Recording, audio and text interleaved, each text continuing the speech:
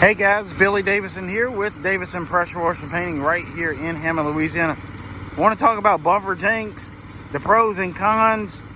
Today is a pro. So we are doing this sign way out in the middle of nowhere, no water around, probably for, I would say, a good 3/4 of a mile. So there would be no way you could run a hose on this. Just wanted to say, if you are interested how I got this job, check out my sign video on my resource page. I'll pin a link in the comment. Also, I'll drop a link in the description. So yeah, we are way out in the middle of nowhere, about 3/4 of a mile out here by this highway, doing this sign base all around here. And we're using a buffer tank, man. If we didn't have a buffer tank, there's no way.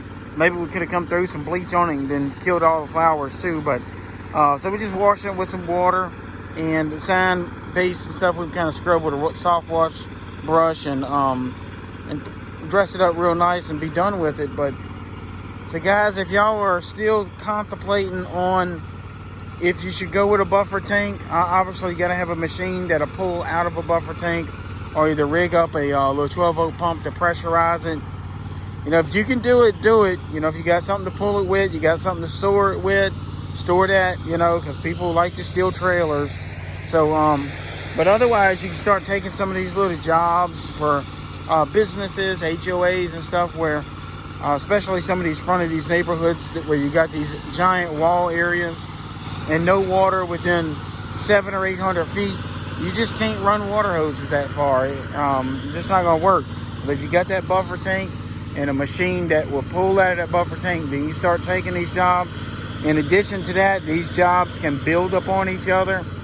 You know, you can take video, pictures of it, boost it if you need to into that neighborhood, and start to get some business off of it and let that all pay for itself, you know. So try to always be trying to move up in equipment. Some of the guys that I kind of mentor and coach, I tell them, while you're making good money, go ahead and put 10, 15, 20% back for equipment if you can. Of course, you got to put your taxes back and your expenses, but you should be able to drop 10% back for equipment. If you can't, you need to up your price a little bit.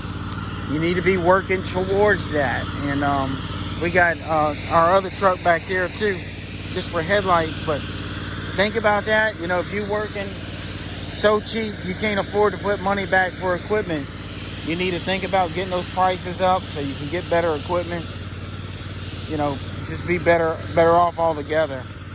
And if you get a trailer, you can put signage on it. Man, that's like a rolling billboard, as we all know. And that's how you start to build and generate leads out of thin air. You know, leads that cost you very little. So think about that in the long run. Getting that better equipment is going to be a win-win situation for you all together. So anyway, we're going to knock this out and head to the house. It's the wee hours of the morning right now. So I'm kind of ready to get on home and call it a day. I'm sure these guys are too, and then we'll be back at it again tomorrow, working another 8 to 10 hour shift and having a lot of fun, having a blast doing it. So guys, again, I'm Billy Davison here with Davison Pressure Washing Painting, and I hope to see you in the next video.